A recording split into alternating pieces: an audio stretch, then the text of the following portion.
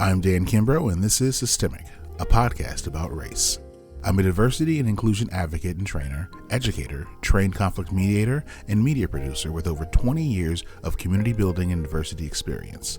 From local communities to university campuses to corporate trainings, I've used my voice to bring people together and better understand each other. I'm also a Black man and father. Each episode of Systemic will explore new aspects of race and racism in America. We will look at where we've been, how we got here, how it affects us today, and how we can move forward. The aim is to educate and explain the intertwining of race as a systemic part of American history and culture. We hope that each episode enlightens and drives you to help work towards an anti-racist future. On this episode of Systemic, we sit down with Dr. Melissa Anyiwo. Dr. Anyiwo is an associate professor of history and coordinator of Black Studies at the University of Scranton, Pennsylvania. She is also the co-chair of the Vampire Studies area of the National Popular Culture Association. A transplanted Nigerian-British citizen with a background in race, gender, diversity, and visual archetypes, she writes and presents on vampires and their connection to racial and gendered stereotypes. She's also published several works teaching diversity using these images.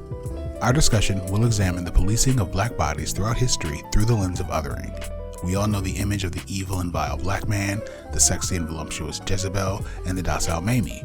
But have we ever given thought to the purpose of these images and how they further an obsession with controlling and monitoring Black bodies? All right, and welcome everyone back to another episode of Systemic. Today, my guest is Professor Melissa Anyiwo, who is the Assistant Professor of History at the University of Scranton right now. And we're going to talk today a little bit about the notion of policing and monitoring of Black bodies and sort of what we do, whether it's our hair, skin, whatever it is. And so I want to start, Melissa, if you would, tell me a little bit about the notion of otherness, whether in the U.S. or in the U.K. when it comes to minority bodies and these things. Yeah, thank you. The concept of otherness is an interesting one, right? That we understand ourselves by what we are not. Mm-hmm. And so particularly in a world in which I'm British, so our biggest obsession is social class. So a space in which there are these social classes where clearly you're being oppressed as you go down the social class. Mm-hmm. You find a reason why everybody at the bottom is at the bottom and not looking up. Gotcha. So we all start to argue about our differences amongst ourselves. So the poor Black person is arguing with the poor white person. Mm-hmm. The idea of the need to understand who I am by looking at people that I'm not becomes a really interesting way to create inequality. Mm-hmm. So I am better because you are that. Okay. And the Black body has always been this obsession in whiteness, right? The idea that in some ways it's somehow more connected to nature, somehow it's more natural and effusive, somehow we're out of control, we're too much, because then that allows the structure at the top to imprison other whites. Mm-hmm. Like, this is how you have to behave, otherwise you're going to be like them, and here's the consequence of being like them. So our fascination with hair is a really good example of that, right? Mm-hmm. Why would you care about how someone's hair looks like? Exactly. But it's become this obsession with not just your hair, but what your hair means about you. Mm-hmm, and so they add all these stereotypes. I might have my hair natural, so therefore I'm not professional. I'm not someone who cares about the way that I look because I'm not trying to do my hair in a way that reflects or apes white standards of beauty. Mm-hmm. Right? So there's one thing that's normal and everything else is abnormal. Right. Yet we desire the abnormal, right? It's that fantasy, that fetishized version of Blackness that I think has never gone away, right? I think it's just as important today as it was back in the 1600s. Well, and it's interesting that you frame it that way, because I'm thinking of Birth of a Nation and the images of the Black body as the Black male specifically as this savage beast who is going to come and steal white women and do all these things. And in reality, that wasn't even happening at that point. In that image, when it comes out, is many years after sort of that was the worry, but that there's that image of that monstrous individual who's coming after you, if they are this, then we must be better. And then it sets up that weird dichotomy. But then when we look back at history, there's always been that delineation of Black versus white, and that if you choose to associate with Black, then we're going to consider you this. But no one wants to talk about the class issue of, Well, no, there's a reason we associate you that way. We think of you as lesser. We won't say that. We're just going to control you. Could you speak to that a little? Yes. So I can give you a perfect example of that. So in colonial America, despite what people are confusing, right? So there was no law for slavery when the colonies first started. So those people that came in 1619 became indentured servants, right? And then once they worked off their indenture, they became free and started then to have indentured servants of their own. Once we start to run out of land, so in Virginia we're getting less and less land, I want to ensure then that people that look like me are the ones getting land. Right. So then I start to discriminate against. And then when we get to Bacon's Rebellion is my favorite point. So you have all these poor indentured servants working together, becoming friends, becoming lovers, etc., etc. And there is nothing there about race or ethnicity. Right.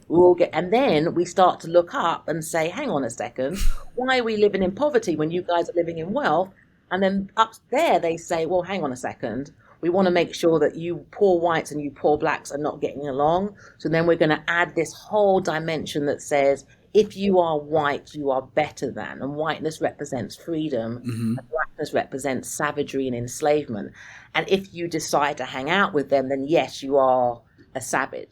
And even miscegenation laws made that very clear. If you were a white woman who had sex with a black man, you gave up your race. That meant you chose to become black. And then your example with Birth of a Nation is so fascinating. Again, it's because black people were doing really well, right? And so by 1915, we had proven that slavery was over and we could succeed on our own. So you need to remind people, no, black people can't be the same. They're not like us. You should be afraid of them. And then if you think that's 1915, so from 1915 to 1923 is a period of astonishing violence against black people, right? The idea that black people might serve in the army. So now we have to kill black soldiers to remind them that just because you fought in France, it doesn't make you an equal. Right. It's those kind of terrifying things that then you think about why they're doing it. And I think Birth of a Nation is great because it's a movie. It's the first blockbuster. So you're watching that film and you're thinking, yeah, this is real. This is why I should be afraid of black people. And I think that keeps going and going in really subtle ways. That's not very subtle. But then I just think about the way in which we represent, particularly the black male body in the news today, right? That it's still very clear you should be afraid of this person because he's a black man. And if you do anything to him, he deserves that treatment. There's nothing that they cannot do wrong, right? That everything that about a black man makes you a criminal. I think that's so, and that's true in Britain too. I think that it's black manhood that seems to be more terrifying than black femininity, because black femininity can be exploited, right? You can reproduce them and make money out of their babies. Right? There are all sorts of ways in which you can exploit it that black manhood you can't exploit in the same ways, and so it makes it even more terrifying. But the one thing I tell my students, if a racist is saying it about black people, that's because they're doing it. That's it. So if you're talking about black men raping white women, the only reason they're saying it is because they're raping black women. Right. So they don't have much of an imagination. They just tell you what they're doing. Right. But then add it to someone else doing it. Yeah. So yeah, that's the... And that's really interesting, that point that the projection of, if I'm doing something wrong, I want to make sure no one looks at me, so I'm going to cast this doubt everywhere else, and that we see it outside of even race, that happens so often. When we look at LGBTQ issues right now, we continuously see a lot of conservative individuals who are saying all these things, but that's who almost at every turn is caught doing what they've projected on other groups. And so it's fascinating that you bring that point up.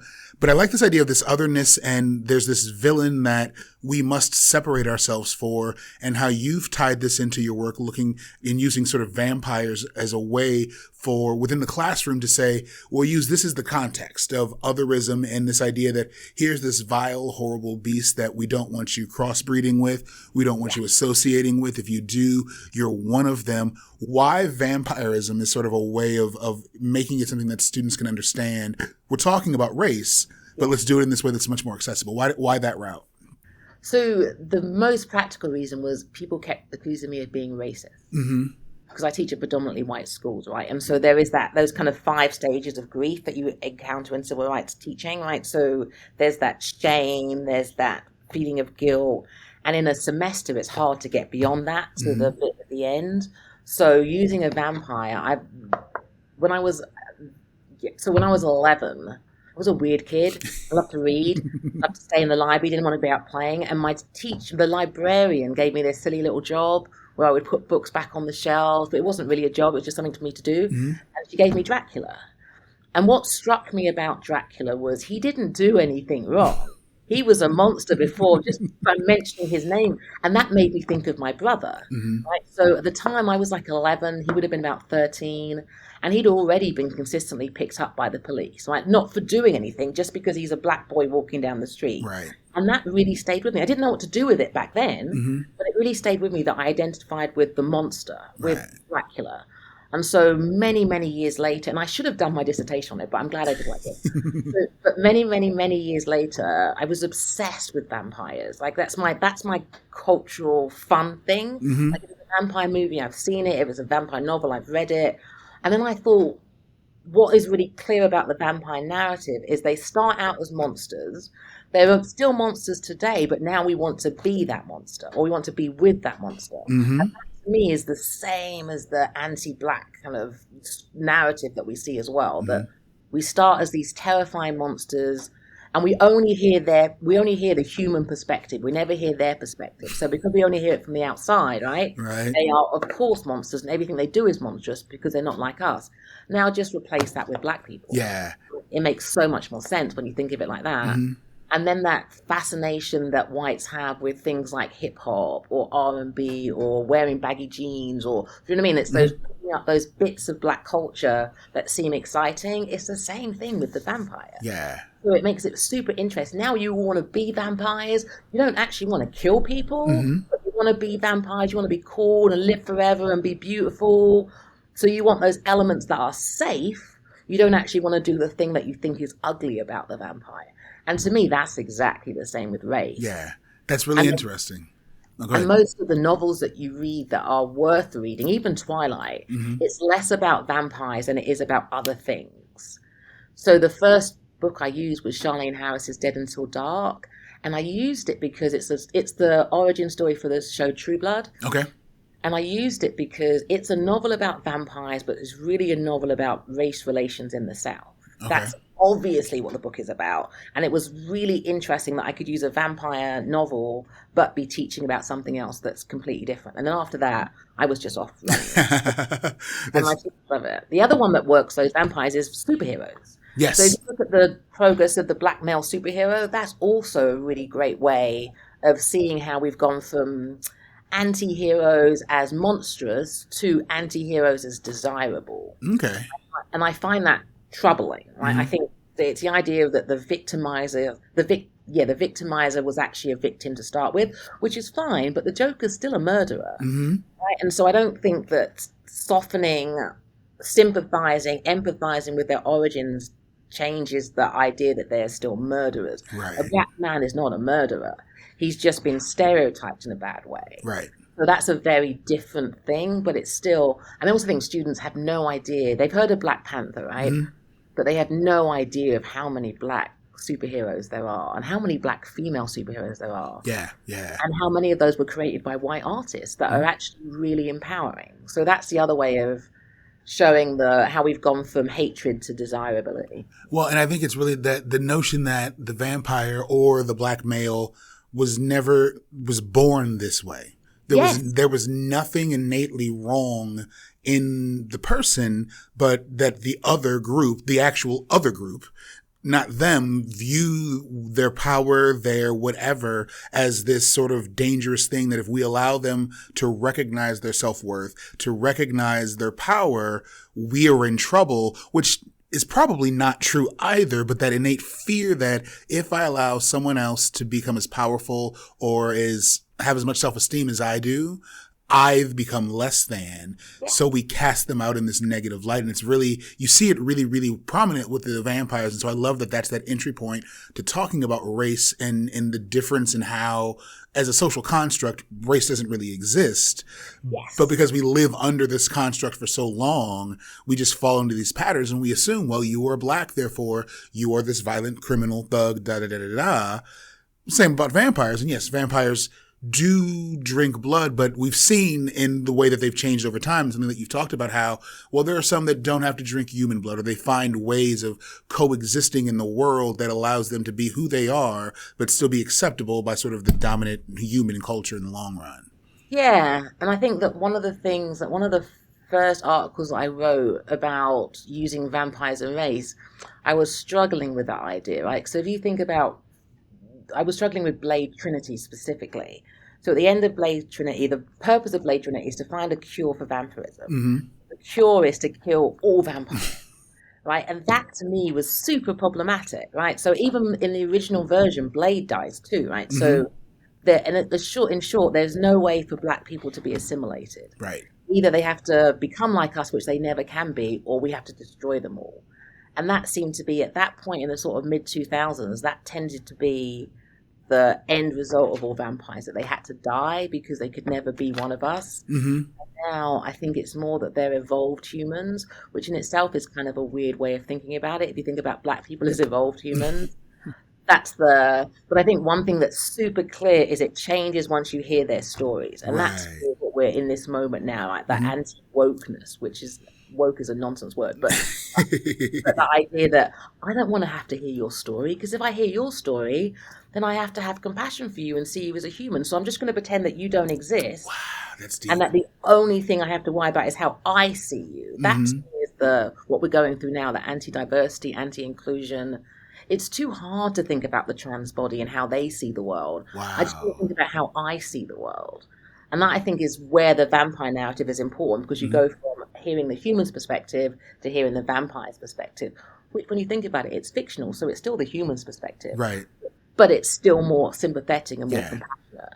And now that I think streaming is the trick, right? That now there are so many Black content creators, it's kind of impossible. You have to go out of your way to avoid the Black perspective. Well, it's interesting because as we're even talking, I'm seeing these parallels and thinking about the notion of hearing stories, and that, you know, I remember reading early on in school, Crucible and all these stories about early colonialism, and that how the Native American was the bad person, they were the savage. And I remember thinking as a kid, but you showed up here and attacked them. Like, why are they the savage? Oh, because they're not clothed properly, or they don't do the things that we do. And it's, so just because they were different, they were the bad, that makes no sense. And like how that always struck me. But then you're right. In today's world, as we're hearing stories from authentic people who are sharing their actual view, not the white view that some white person heard and is translating, we can hear it from an actual group. It's like, wow. So all those things that I was told are true that you're dealing with, and now I can hear it from you as opposed to hearing it secondhand. And so that's a really interesting evolution. When I would teach about representation in media, I always started with the notion of we laugh at people first. You know, when you look at Amos and Andrew, you look at Will and Grace, like for me or for a culture to accept you, you have to be able to be the butt of our joke. And if we can laugh at you and accept you on television in a comedy, eventually we'll accept your dramatic stories. But first, you got to be the sidekick. You've got to be the point of laughter that, you know, holds it all together. But you can't be the real narrative. And we're getting to that point, and I see that parallel now. We're like, no, we can hear the narrative from your point of view. And we may not shy away or turn off as quickly as we would in the past. That makes a lot of sense, and that takes you back to the buddy movies and the idea of the magical Black person or the Black best friend, or absolutely, yeah, that makes a lot of sense. That it's safer and easier to laugh first. Right. Like, yeah, you're right. Yeah, that makes a lot of sense. Yeah. And so that's why I think it's interesting when we, you know, and when you look at that the monster narrative as well, it's easier to hate first and eventually find some humanity within you, as opposed to trying to see your humanity from the get-go. Yeah, and I think that's probably why the more common stories now are either parodies or romances. Right? So again, that's the idea that if I can fall in love with you, then there must be something desirable about you. But then I extrapolate that to the entire species, right? As opposed to you're an individual. Yeah. I think that works. That's why I think vampire narratives today, the ones that we hear the most about, because it's absolutely not true. There are billions of vampire narratives, but it's the romance or the parody, because they're easy to access. You're right. And the parody is super easy to access. Yeah. So I want to move on from there then and move a little bit into the notion of looking at sort of the different ways that we police and sort of monitor and control Black bodies. And while we met at a presentation that I did at University of Scranton, and shortly after I saw a documentary that you were part of called It's More Than Hair, that was looking at the idea of Black hair, and I think specifically about Black women's hair or natural hair in general. Can you talk a little bit about the notion of, well, even just historically, sort of the importance of Black hair pre-colonialism and sort of what happens to Black hair once we get brought to the U.S.? Yeah, so I'm going to generalize a little, but generally speaking, you could see that Black hair in West Africa, particularly Sub-Saharan Africa, was a marker of your identity. So you could tell, so we're in a period in which your tribe is your ethnic identity, not your country, right? So you could tell a different tribe that was military by the way in which they did particular designs in their hair. You could tell who was married, who was single, who had children, who had lost a child. Like all of that stuff was embedded in your hairstyles. And there were lots of things that were kind of folky, but that mattered a lot and told you a lot about that society. So, for example, never cutting your hair when you're on your period, right? Or never allowing a single woman to cut your child's hair. These were traditions that people had. Or there's only one person in the community who is the storyteller. It's their job to cut everybody's hair. Okay. Right? Because by cutting your hair, they're taking a part of your story into themselves. So there were these super important ways in which you demonstrated who you were, where you were from, what your class status was, all just through looking at your hair. You could also do it for your clothing or your necklace, that kind of stuff, but your hair was unchanging. You took it with you. And it also demonstrated you through different parts of your life, which is why the move to Islam from traditional religions is really visually important. Because under Islam now you cover your hair if you're a woman as opposed to leaving it out. And that makes a huge mark. Again, it demonstrates who you are by how you cover your hair. Okay. So, and I think it's important to remember that the people that encountered Africans understood that, right? They, in their own communities, hair was important, right? They understood that hair, clothing, all of these things were social markers. So that's why when we begin to have profound racial slavery in the Atlantic slave trade, the very first thing they did was shave people's hair. Right? So if you want to make sure that I don't know that you're from Ghana, I don't have any way to contact you or communicate with you, but if I saw your hair, I'd be, oh, okay, thank heavens, he's another Igbo. So at least I can see. But by shaving off your hair, now I have no way of knowing who I'm connected to. And then, of course, banning your natural language, right? So stripping away everything about you that makes you an individual, connects you to a community, was intentional and purposeful. So it's really clear that they understood how important your hair was and they shaved it off.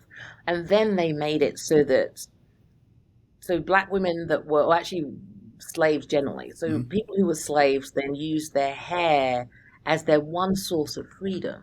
Right, so if you can't do anything else with your body is owned, even your child's body is owned by someone else. Your hair is this kind of beautiful thing that you can, on a Sunday, my child that is not my child, I can braid their hair. Yeah. And it's that moment when I can sit and it's emotional, and there are these little tiny things where I can express my own individuality and independence.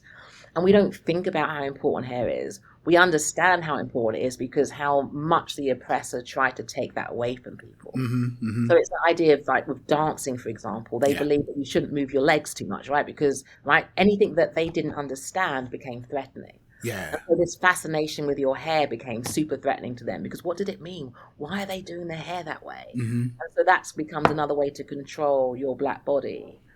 And then in spaces where, so now once we get to the 19th century and we're starting to have, just in the simplest way, a third race, right? We're starting to have someone that's neither white nor Black, and the texture of their hair then is what elevates them. So then you start to have the chignons, which are the scarves.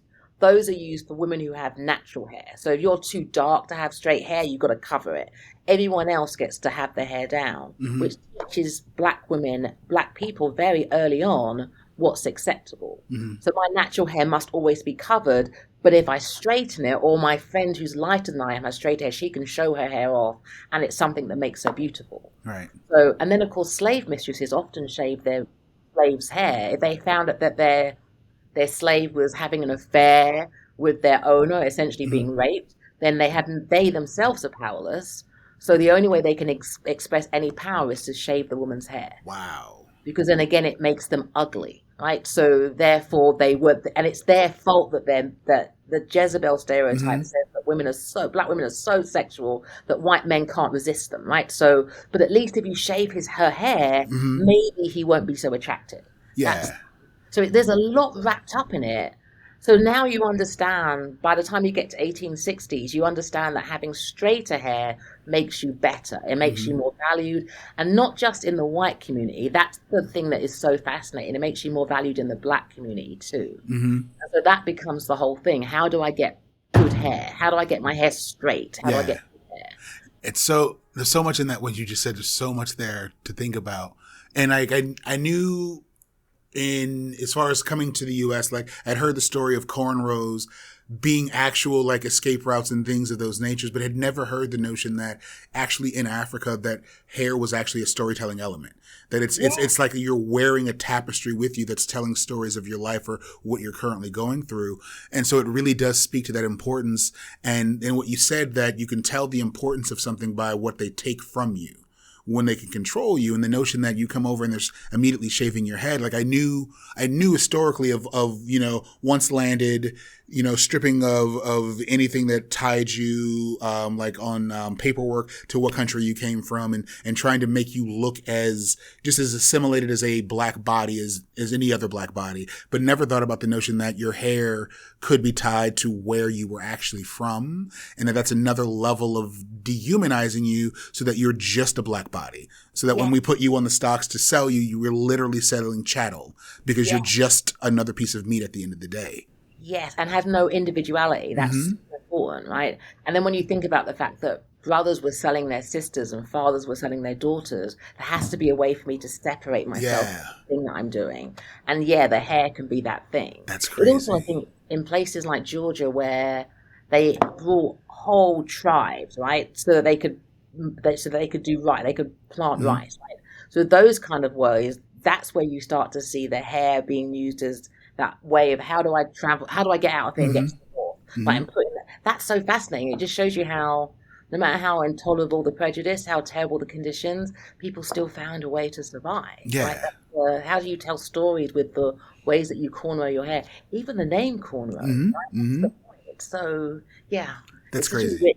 Yeah, it is. Yeah. So can you speak a little bit more? You brought up Jezebels a little bit, but talk a little bit more about the Jezebel and Mamie stereotype that I don't think many people realize is an embedded part of American culture, that and like growing up in a black household, I noticed, especially born in the late 70s. So like my mother, we watched a lot of, Solid Gold Soul and a lot of the movies that were made in the blaxploitation era. And there was always that stark image of the foxy brown, voluptuous, very attractive, light-skinned black woman versus the Mamie, who is the larger black woman, who's the domestic with some sort of hair covering and takes care of all family members, black or white. But that when you look at American media, we were force-fed that stereotype for so long. It's weird when you look back and realize, wow, there was a vast variety of how black women looked, but this is what it was boiled down to. But that it served a function in a supremacist society, that it's either don't trust, fear this attractive black woman, or the domestic black woman you have nothing to worry about, but she'll take care of everything. Yes, exactly. So the Jezebel is the first stereotype, which starts with that contact in Africa.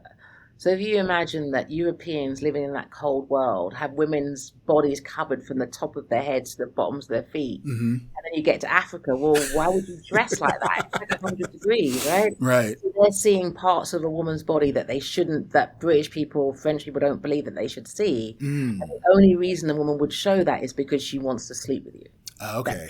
Right. And then, of course, not all, but some African tribes had a rule where the members of the tribe, because slavery existed in sub-Saharan Africa, and so the free women were protected. And if visitors came to the tribe, they could have sex with the slave women. Mm. So white men did not distinguish. I'm coming to your tribe and you're letting me sleep with this woman. That's because all black women are sluts. Gotcha. Right? So that's the idea that, but what the Jezebel is actually about once it gets to America is not sex, it's power. Mm-hmm. So the fear that black women, firstly, a black woman doesn't need saving. That's the trick, right? Mm-hmm. That if she's a slave, I can do anything to her because she's not a woman in the same sense. She doesn't have any of that purity. She doesn't have the beauty. She doesn't have any of the things that would put her on a pedestal. Gotcha. But what she does have is this alluring sexuality where I can't control myself when I'm around her, which means a black woman can never be raped, right? Mm-hmm. But it's always her fault. Wow. So now when you get to a world in which I have to decide where my money is going, where my inheritance is going. Mm-hmm. In Virginia, they had a law that said if you fornicated with a woman and she could prove that it was your child, you had to support that child until you were 18. Now you can change the law and say that if a black woman has a child and you can prove it's your child, that child is now your property. So it now benefits you to sexualize all black women. Mm-hmm. But the fear really is that black women, and that's why it's Jezebel, because if you think about the Jezebels in the Bible, mm-hmm. they're all women that stepped out of their place, right? And then were punished. So they were all women that stood in a man's world, wanting to be queen, wanting to destroy a Christian, right? So they're always women who wanted power, and they use their sexuality to get that power. That's what a Jezebel is. It's a woman who uses her sexuality to gain power. So I think of it as someone like Nicki Minaj, mm-hmm. right? Or like, I don't want to say, or Beyonce. Mm-hmm. Beyonce actually would be a great example. Right. Because think how powerful she is and how she's used her sexuality to get her work out there. It doesn't mean that she's diminishing herself and being overly sexy. Right. It means that she understands where her power lies, right? Mm-hmm. And that's terrifying for white men, for any woman, but particularly for black women to have power. Oh, wow. But if all black women are whores, why would you have them taking care of your kids? That's where the mammy comes from, right? So I can't have that slut taking care of my little brother. So I need to create an image of a black woman who is not that. Wow. So she's all these things. So the mammy is always older, and actually in real terms, she's postmenopausal.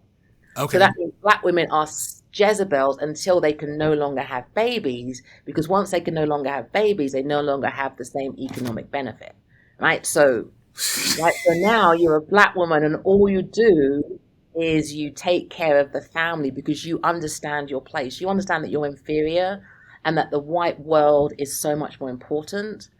But the mammy also was intended to show that if you look at the mammy, she's black and she's fat. Mm-hmm. Therefore, there's no miscegenation going on. If she's fully black, then there's no black and white contact going on in slavery, right? She's big and fat. Oh, Therefore, wow. slaves aren't being starved. I mean, how could she be big and fat if slaves aren't being starved? In a world where there's no dentistry, she has these great, strong teeth, which shows you how much healthier slaves were than poor whites, who, if you looked at a picture of them, all their teeth had fallen out. Wow. It's a way to show how great slavery actually was. And the fact that she's always smiling, well, hello, if she's a slave, why is she always smiling? Because slavery's lovely. She was so much happier when she was a slave. Wow. Now that becomes complicated when slavery ends, but that's the point, right? Is to show how wonderful slavery was, how once black women are no longer threatening, right? In other words, they can no longer have children. They become this woman who loves her white family more and most importantly understands her place. Wow. Which is why the mammy is such a big figure after slavery. Because you're thinking about those 40 years at the end of the century, trying to figure out how do we push black people back into slavery. Everybody suddenly had a mammy. That's crazy. Right? And even people like, I can't think of a name of somebody now. I can't think of anybody's name. But even if you didn't have a mammy, you read it back into history. Mm-hmm. Oh, F. Scott Fitzgerald is a good example. Mm-hmm. Right? So he said he had a mammy, never had a mammy. But when they bury some black woman on their land, and note the idea of the mammy is that she has no family outside of herself. Mm-hmm. And the gravestone actually says, "Our dear mammy, her family will miss her." She doesn't even get a name. Wow. Just our dear mammy. Right? It's the idea again of dehumanizing that person. Her only purpose is to take care of you. Right. And then the bit that drives me the craziest is that the help period, Oh, right? God. Where, like, that bit drives me not just because of that whole white savior narrative, but again, it goes back to the idea that you don't have anything in your life that's more important than me, Mm-hmm. right? And no matter what, I'm going to be nice and help you, maybe drive you somewhere that's nice, but I don't care about, you don't have a family, you don't Right. have children, you don't have, all you do is you live for me. And that to me is the Mammy. But once Black women are no longer having babies that are important, she becomes the matriarch. And that's the character that most people know. So the matriarch is this super strong, angry woman who emasculates her men. She's full of sass, and she's Tyler Perry, Medea. Right. Because now, what is she doing for the white world? She's not doing anything. She's not working for them because she was replaced by Latino domestic workers. She's not having babies for them. Any child she has is a drain on the state, not a benefit to the state. And so she becomes this angry, ugly character who, back to your point, who is a figure of fun. Right. She's just there to laugh at. She's completely dehumanized. She's there to laugh at. And then we all read her back into our families. Yeah. So that matriarchal figure is very common in Irish families, in African families, Latino families, because that woman can't be saved. So think about your mother. No one was going to take care of her. Nobody was going to step up and get in the way of whatever was happening. She had to do it for everybody else. Right. And so in the Black community, the matriarch is this figure of protection. Like, she is the mother of the community. She's the person that feeds everybody. Mm-hmm. She's the person that goes to your house with, I don't know, chicken soup when you're sick. Like, that's that woman. She's also the woman that, it's Easter now. So I always say for Good Friday, I'm more afraid of my mother finding out that I ate meat than God finding out. She's that woman, right? So, and those are all positives in the Black community, but they're negatives in the white community. And that's the funny thing, because I'm sitting here and you're describing it, and I'm like, yeah, but that's my Aunt Doll baby, that's my Aunt Penny, that's my mother, that's my Aunt Ken. Like, but you said it's a positive in the Black community because, like, you're right. Like, I can, and the whole, if you're sick, you go to someone's house, and like, there's my mom on the weekends, Monday through Friday. It was whatever we could come up with. But on Sunday, there was a chicken dinner that was always created. And any friend who wanted to come by was more than invited to come over and eat. And you're going to Dan's house for chicken on the weekends or a family reunion, and like the amount of food. But it was open for everyone. But it was the women who, while in charge, also felt the dual role of taking care of everyone. You know, I think of in any popular Black movie, the conversation about who brings someone a plate. You know, like, it's the woman-led matriarchal household, but you'd better bring your man a plate. Yes. That's so you know? Yeah, that's so interesting, yes. You're in charge, but you must at least outwardly be in servitude to your man to still be considered a woman, but you run the household in this community, which, yes, to the outside white community, that's going to be the most confusing thing in the world to see. And if you don't understand it, you start to demonize these things. Yes. Exactly. And I think that that's a really important point to think about, the confusion or the contradiction of that role, right? Mm-hmm. That, again, it's that desire, it's an unconscious desire, but to regain your power. Mm-hmm.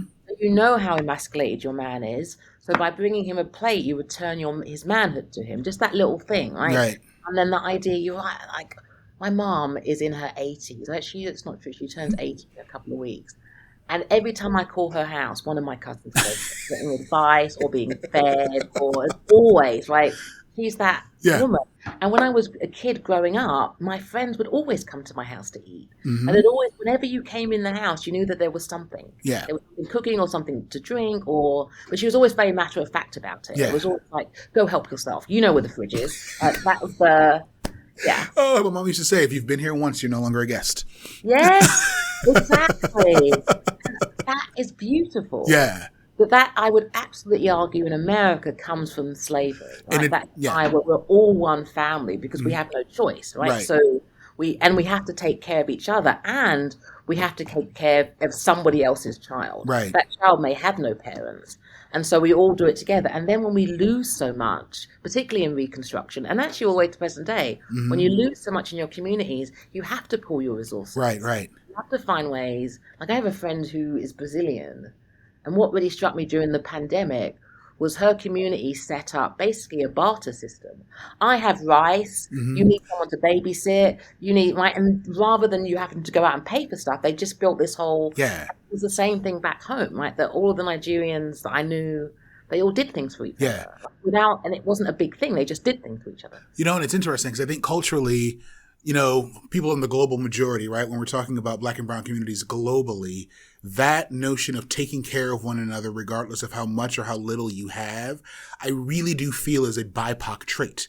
Because there's not as much competition or worry that if your pie is too big, then I go hungry. I know when I was at Misericordia teaching, we were in Jamaica, and part of the mission trip is we were painting over the church. It was the new year, and part of that culture is that, you know, you start the new year with new things, a fresh coat of paint, you know, bright and vibrant. So we're painting this church, and every morning there was fresh fruit that was dropped off by the parishioners who would go out to their farms and collect little fruit and thing and bring it for us. And we were like, it's okay. They're like, no, you gave up your time to be here. And we're like, but we could afford to, like, we all paid to fly down here. We knew where we were coming to stay. We had a safe place. Like, this for us is really a vacation, you know, even though we're working. But for them, they were like, no, but you came here, so we must take care of you. Yes. You know, and it was just the notion that you showed up. Even if you showed up and you had done nothing, we would have woken up every day with fresh fruit and food that was donated by those parishioners. And I know when we did trips locally in the U.S., that was not always the case. Yeah. There was an appreciation, but not you didn't even ask for it here. Yes. You showed up in my house here, and this is what you're going to take. And you can argue all you want, but tomorrow morning the same box will be here. You know what? Yeah, that actually makes a lot of sense to me. I thought it was because I was British. I would never show up to someone's house empty-handed. Like they're just rude. Yeah. But most of my friends do that. They don't. It doesn't even occur to them. Right. Like, even if it's not. I mean, like I was at my friend's house the other day, and she has 2 little kids, and she specifically told me not to bring anything. I couldn't do that. So I bought her little kids like little colouring books. Like, it's just, I can't go to someone's house empty-handed, and that's how you're trained. Like growing up, that you always bring something. Always bring something, and if someone's coming to your house, and I know in some, you know, looking at parts of the Muslim faith and religion, like, no matter who it is that shows up at your doorstep, if they are a guest, you must treat them as family. But I really do believe that is very much a BIPOC on a global level trait that, on the one hand, feels very subservient, probably does come out of being in that lower class, viewed in that lower class environment, but at the same time is a trait that is admirable, I would argue. You know, it's that weird duality of, I know where it came from, but I don't know that I would want to exist in a world where that wasn't the situation. Yeah, that actually makes a lot of sense. And again, it shows you how we turn around oppression, turn it into something positive, or at least find a way to exist with it. Yeah, that is so fascinating. And then I'm thinking about, now that I'm the second generation, and there's another generation after me now, maybe it's another generation, thinking about how that's changed over time. Yeah. So by my mum being that contradictory person, like she's very strong, the center of the family, but then when a man would come into the house, she would suddenly be very subservient. This conversation is really enlightening, but that, growing up, that made me very contradicted and very conflicted, right? That I'm a strong woman, but how am I supposed to act around men? Right. Like, that very weird kind of, and given that it's a generation, such a big generation of female-headed families, for all sorts of reasons, not because we're bad people. Right. But for all sorts of reasons, families are, my mum was divorced. It's not that, you know, she was a single mother or anything, but nevertheless, those things happen. And so you find ways to help each other. Yeah. But I also think we have a historical tradition of single families. Like, my mum comes from Nigeria, where they had a civil war, which would have decimated the population. African Americans dealing with slavery, right? And our families being decimated. So you have to figure out a way to live. You know, it's funny you say that, you know, when a man would come in, your mother would switch. And it's interesting, being a man who grew up in a household with a single mother from divorce, like, my mother was the matriarchal. Like, I see Black women as this very whole-eyed figure. But I can also say that there were times that if my mother was dating, that woman in the relationship aspect was a very different woman than the one who was my mother. Yes. And it would be one of those, it was like, now if I had done that, you'd have slapped me. Yeah. Yes. And I'm your child. Like, why is he? No. Like, why did he get away with it, you know? But it's a weird thing. And now that I look back, you're right. As I grow up, it's like, it is a weird relationship. because I see African American women, black women, this is the power. You know, that's where that power is. So how do you enter in a relationship when you're taught that, well, that's where the power lies? Yeah. That's very interesting. And now that my generation is having kids or has had kids, and what lessons were they teaching them? Like I don't have kids, so but I do see like my brother has 3 girls, and my cousin, the people I'm close to, my cousin has a daughter, and they're growing up. Well, he has 3 girls and a boy. He actually struggled the most with the boy, but the girls are growing up in ways that they're so confident. And they have such an, and we use the word entitlement in a bad way, that they feel entitled to be treated a certain way. Which is awesome. Yes. That's what I mean. Because when you go back 2 generations, the entitlement was you exist and that's the end of it. And you should be grateful. Yeah. Like you should be grateful for every little scrap that you're given. Yeah. But now they're like, no. That's interesting. Yeah. Which, of course, I don't know if that's the next thing I want to talk about, but that takes me back to hair today. Right? That, again, I was always taught about being professional, right? That you have to have professional hair. Like, and I started relaxing my hair. I remember I wanted it so much to have my hair relaxed. And I think I was 11 or 12 when she finally let me do it. And I told myself for the longest time it was because it was easier. But now that I'm an educated intellectual, it wasn't easier. Right. I mean, how many hours I would spend going line by line, straightening it out, and then I couldn't go out in the rain. I couldn't take swimming lessons, like all these crazy things that now I have my hair crocheted. It's super easy. I can do whatever I want. Yeah. But I convinced myself that that's what it was. That's really funny. Yeah, isn't it? Well, and I think now in growing up and thinking about hair, my mom grew up in my mother was always, I want you to have a job. I want you to be successful. So like, you need to look the part. Yes. And I think it was my sophomore, junior year of high school. I took her hair dye. It was honey blonde. I forgot the company now, but I dyed my hair. I did it. I had a little mini afro and I dyed it. She was pissed. But it was my version of rebelling. I was like, but I don't want to I don't want to have a high and tight little high top fade, or back then it was the Tevin Campbell swoop on the side. Like I didn't even want the black hairstyle. I want to do whatever I wanted. So I dyed it this honey blonde, which ends up as this bright orange. And until it started to fall out, that was my hair color. And my mother hated it for the longest. And I remember in college, my sophomore year was when it started to thin, and I got it braided. And I only got it braided so I could take it halfway out like Method Man from Wu-Tang. So you have the half braids and the half afro. Because I was the kid, but I was the double major. I was an RA. I ran the radio station. Like I hit all these things, but I wanted you to still remember I'm a black guy. Like I can wear the half braids, half afro, and still have a high GPA and still run the radio station. And so like the only reason I wanted it braided was to do that specifically. That's so funny. But it's also funny how they connect that. Right? They connect your hair to your job performance. How does one thing have anything to do with the other? That's what's so weird. Yeah. But, and I remember, where did I go? We went to a conference, and I had the afro, and they were like, you need to dress up, and you need to do something with your hair. Because we were going to, it was an RTNDA, the Radio and Television News Director Association conference. And the school was taking us and they're like, we need everyone to look professional. Part of the goal here is to get a job. And I was like, all right, I'll do something. And I trimmed my hair, but I didn't undye it. And so it was still bright orange. It was a little cleaner and, a little less nappier. But I was like, this is what you get. And I'm not wearing a tie. Good for you. I didn't get yeah, and I didn't get a job out of it, but I made a lot of connections in the long run of people that I've worked with and things down the line. And that was one of those moments where I realized, and sort of where I want to sort of wrap us up to, is this idea of how we control and sort of police black bodies in the world and in the workplace. Like I was taught very early, you have to look and act a certain way to be accepted as professional. But I was like, what does any of that have to do with my job performance though? Like if I've got an afro, if I have braids, or if I'm bald, outside of how the headset fits on my head for working in media, who cares? Exactly. But it's threatening. Yeah. It's scary. Again, it's that. And I'm again thinking about you and my brother, thinking about it from here. He has locks now and he's had them for about 10 years. But yeah, he ultimately shaved his head because it was just easier. because he just couldn't figure out what style was acceptable. And he's a graphic designer and worked in newspapers for a really long time.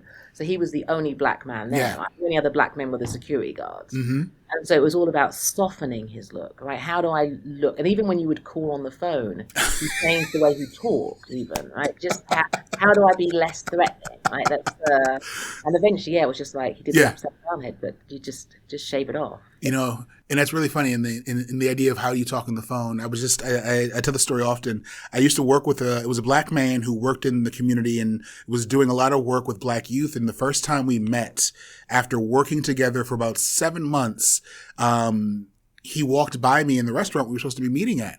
And finally he calls and I'm like, I'm right behind you. And he was like, oh, damn, you're black? The whole time he assumed, and partially I softened the voice. I try to sound more professional, all these things, but he assumed that my level of professionalism and how on time I was and prompt and all these things, I had to be a white guy. And it was one of those, we got to work on you and figure out why you assumed I was white, but also what am I doing? How am I code switching that even with working with a black client, I'm presenting as neutral or white so that you don't realize that there's a black person on the other side of that phone. And that's interesting that you need to. Right? Yeah. And that's so interesting that it was so intrinsic for you that you didn't even know you were doing it. Never thought about it, but it's always been that push and pull because I tend to work in, like you taught it mainly predominantly white schools, so have I, and majority of the places that I find myself working in tends to be predominantly white. And that I'm usually the only black person or black male that's there. And so I walk in and can hear my mother in the back of my head. No matter where you go in life, you're always going to be the in the room. Yeah. And that when you think that, how do I soften that? Yes. And that we've been so almost trained to police ourselves that we diminish our blackness as much as we can. Yeah. And it's like they no longer have to police us. We're doing it to ourselves. Yeah, that's exactly why I'm so fascinated by stereotypes, because we end up doing it. We're the ones who police those boundaries of blackness. Yeah. I think it's so fascinating. And I think it's so fascinating that, again, we want to soften the way that we look. And like we just did in my class, Madam C.J. Walker, right? And the idea of that movement towards relaxing. What I find more fascinating is the male desire for relaxing.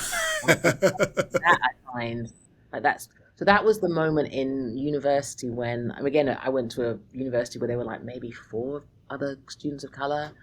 And I remember when we read Malcolm X and suddenly all my white friends were explaining my blackness to me and telling me how I shouldn't be relaxing my hair because I'm trying to be white. And I'm like, what are you talking about? Oh, man. But it did start making me think about it. And then the year after that, I did my study abroad year in Albany. Nobody braided their hair in Britain at all. Oh, really?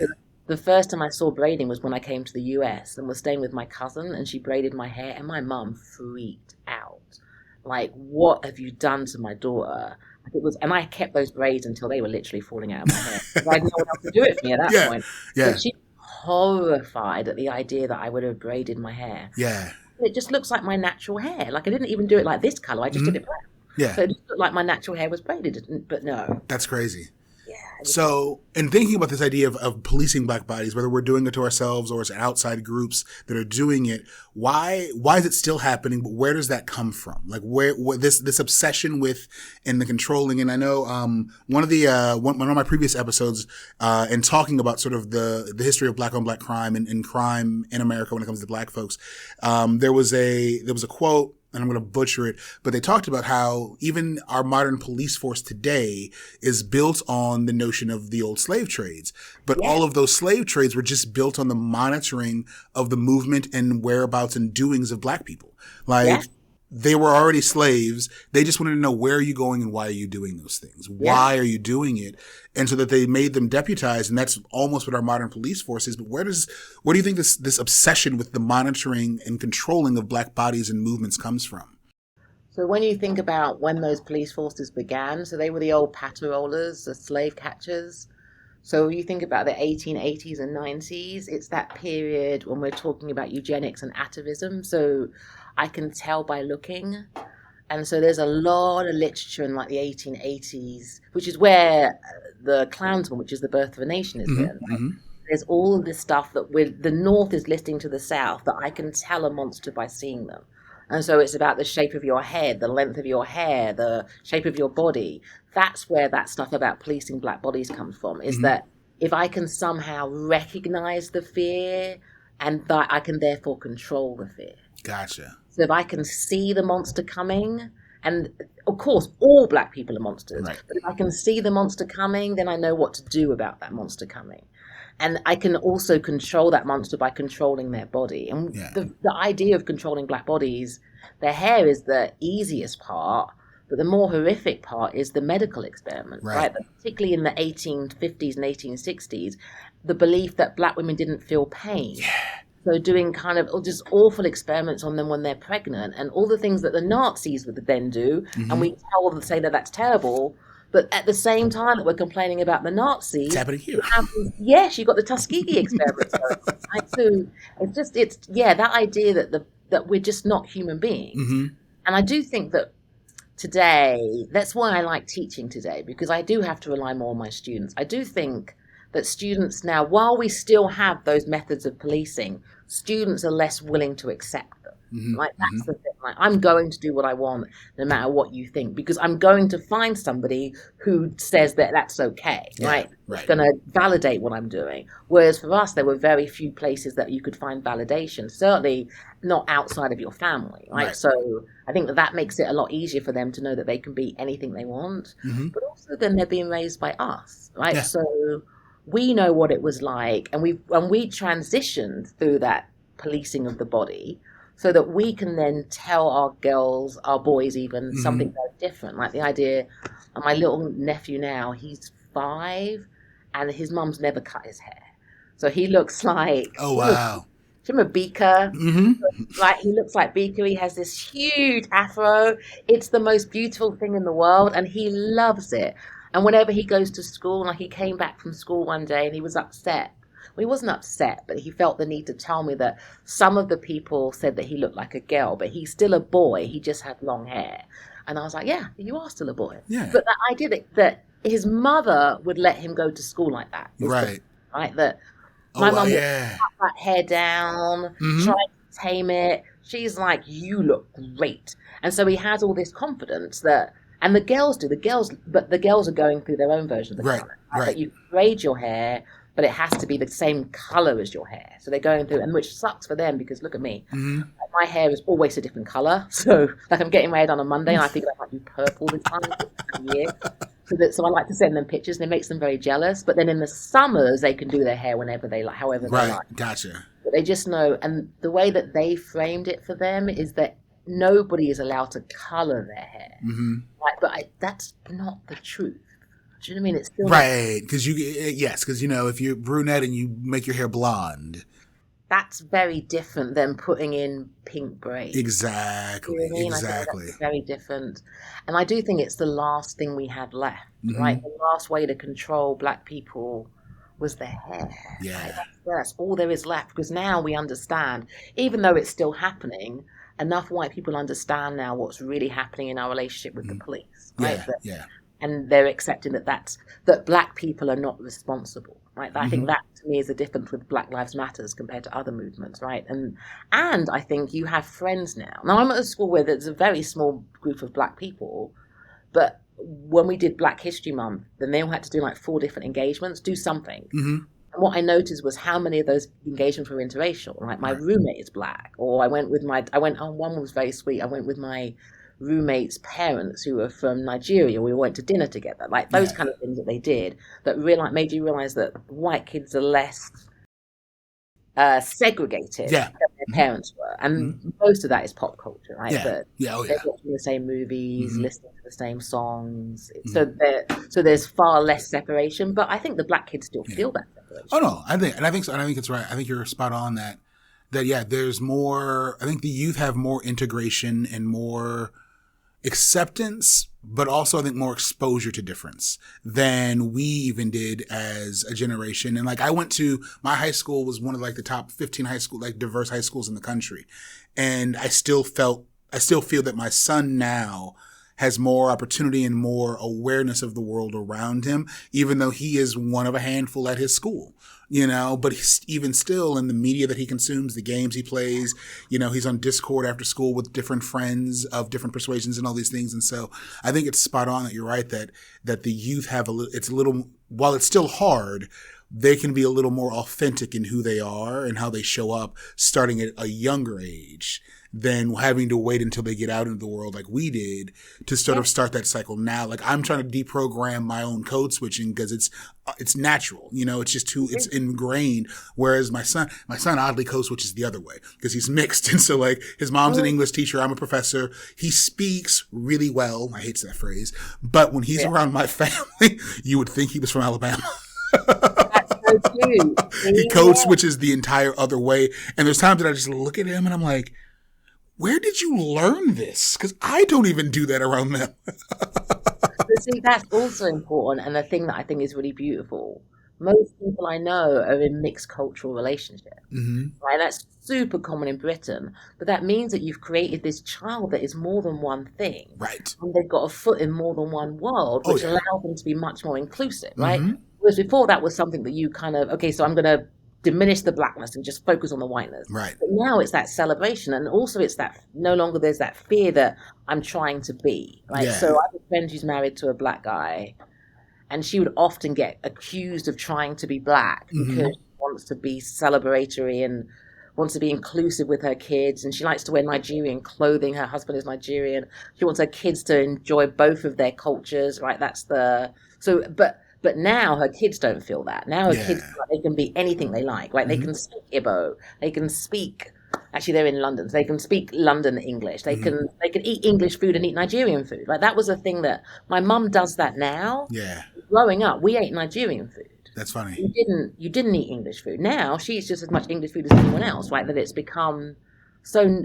It's weird to say Nigerian food. Right. It makes sense to just say food. That's right? funny. But you eat and everybody it's cool to eat around the world now. Mm-hmm. So whereas my friends might not have wanted to eat my mum's ground rice, now they wouldn't think anything of it because it's a cool kind of ethnic food, right? Yeah. Like people go in Ethiopian restaurants, Nigerian restaurants, and Chinese restaurants, right? Yeah. But it's the idea that I keep banging my foot. It's the idea that you are part of a global world, which seems ironic that you would then have to pass a law, right? It just seems like, but let's just tell you, that's what we always talk about, right? What's the difference? Yeah. You change people's minds by actions or by law, and you need both things. Right. Agreed. You need even those people who would never, and I think it's really sad to hear all those stories of kids who were discriminated against because of their hair.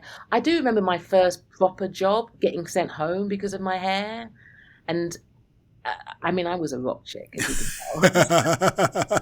So it was the hair, and then I had earrings all the way up too. Oh, wow. Okay. And so I can't tell you which thing it was, but it got me sent home. Yeah. That's funny. I had earrings too. I had 7 between the 2 ears. And that was one that playing football would often get me.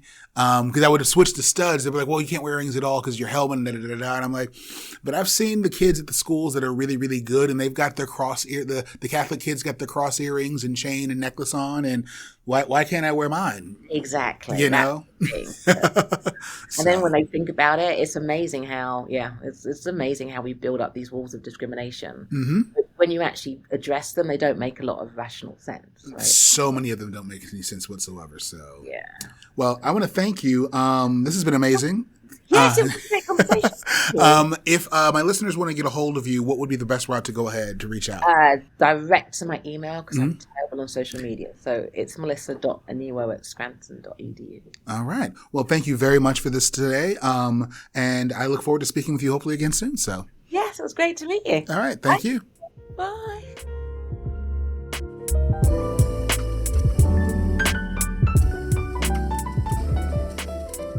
Thank you for listening to Systemic. This podcast aims to create a community of change and can only do so through your support. Please make sure you subscribe and follow wherever you listen to podcasts. And if you would, head over to Apple Podcasts to rate and leave a review. The more you share and review Systemic, the more our community of change can grow. Another way you can help is supporting Systemic on Patreon. Your contributions will allow the podcast to expand and give you the opportunity to support Systemic offline. Thank you again for listening and your support. Systemic is a production and passion of Park Multimedia. And remember, to solve any problem, you must first acknowledge it exists.